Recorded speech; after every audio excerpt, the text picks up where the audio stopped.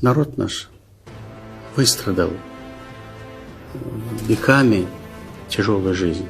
Это народ некогда очень цивилизованная нация была. Огузы наши предки. И поэтому мы говорим, весь мир знает, что Огузы предки туркмен. И 5000 лет назад она имела в своей истории гуманную и имперскую эпоху падения, но всегда сохраняла все-таки самобытность национальную, веками выработанные нравы, обычаи. И поэтому туркменское общество примерно 4000-5000 лет жило без законов, а на основе выработанных чистых нравов, помыслов. Это не какой-нибудь каноны, а образ жизни нации, выпистованный веками. Но в то же время, представляя стратегическую точку здесь, в Центральной Азии, она подвергалась постоянно, интерес многих вызывала, и раздоры среди наций, племенные, родовые, потом начали говорить о каком-то варварском образе жизни, что туркмены там разбойники. Такое общественное мнение создавалось, а нация в основе, она была очень чистая, но с учетом возвышения и падения, она после XVI века разобщенной жила. Не было единой государственности, различными родоплеменными. Поэтому гонимые были часто. А после присоединения к России в 1981 году прошлого XIX века здесь начались русско-туркменские отношения, которые также повлияли на образ жизни туркмен. В этом не было никаких антагонизмов двух наций, было сотрудничество, но и Россия в тот период, Первая мировая война, последующая Вторая мировая война, голод, разрухи, годы установления советской власти, они отражались и на жизни туркмен. И поэтому такого самодостаточного развития не получилось, и сотрудничества не получилось. Но, тем не менее, отношения были хорошие.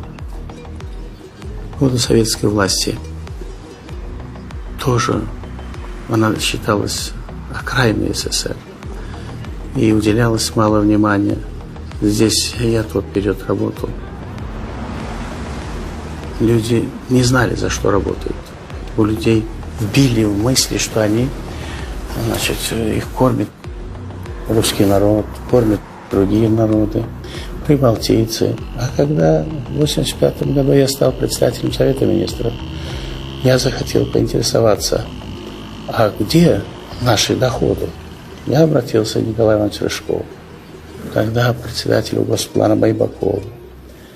Все один голос говорили: вы не вмешиваетесь в централизованные структуры управления, такие как газовая, нефтяная.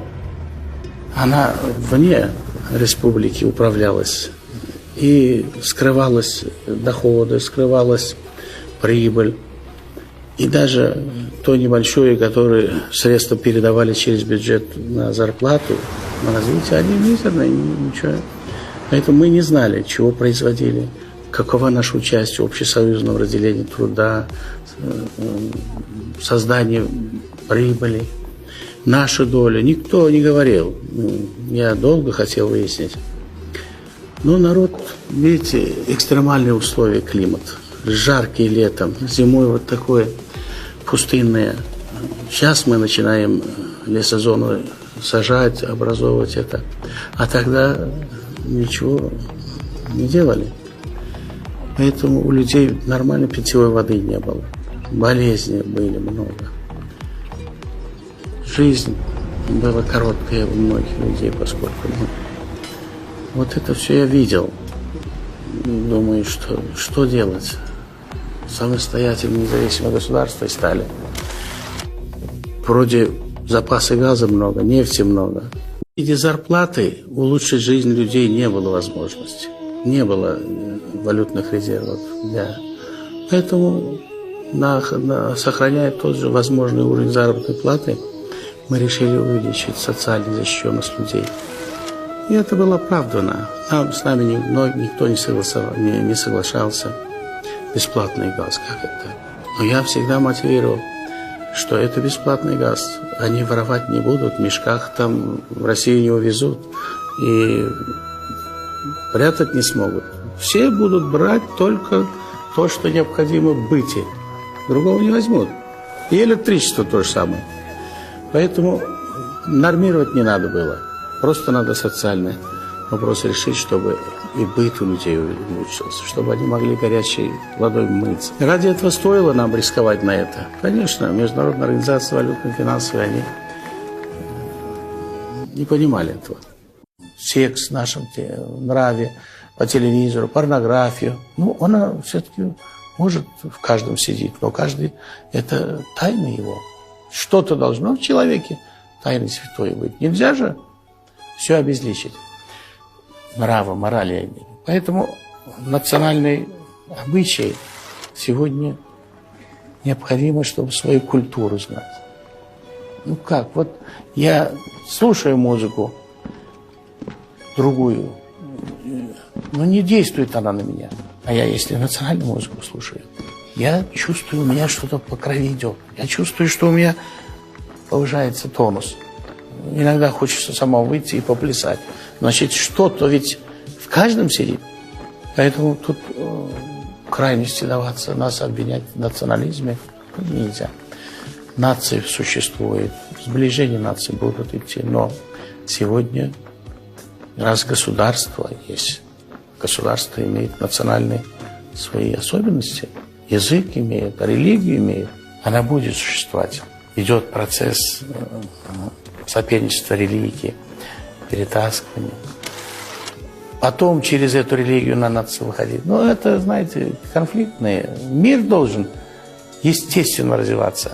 Как гармония с природой, так и гармония между людьми, нациями. От этого еще надо утверждать.